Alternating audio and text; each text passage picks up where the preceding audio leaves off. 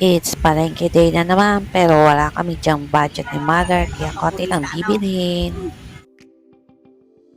Like and subscribe!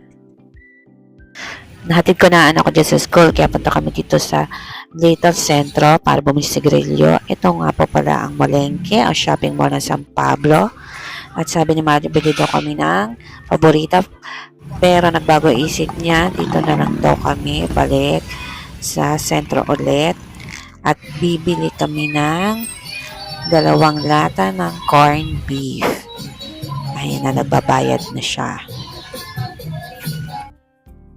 A few moments later. Sabi ko, hintayin ko na anak ko sa paglabas sa school. Kaya punta muna kami dito sa DIY at bibili nito. Windshield sunshade, yung mura lang. Yung swak lang sa budget. Sinasira na yung dati Ito ko. pati yung panglagay sa tabi. Tingin-tingin na ako ng mga accessories para sa hindi car. mainit. O ayan, naglibang-libang habang iniintay namin yung anak kong lumabas sa school.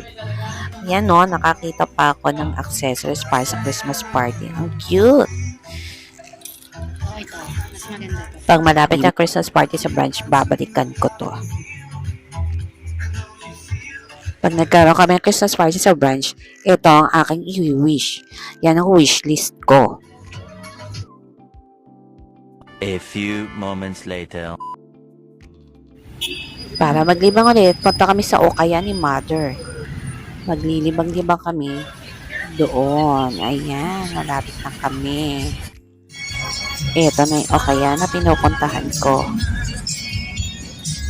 Meron dyan mga sapatos, mga blouse, dress, shorts, pants, at kung ano-ano pa. Bedsheet, mga bags. Ano man swertihan lang, minsan yung iba may tag pa talaga. At mga stuffed toy. O, ayan. Nag-text na yung anak ko, kaya uwi na kami.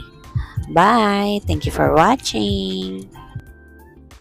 Like and subscribe and click the notification bell para updated kayo sa susunod kong videos. Thank you! Bye!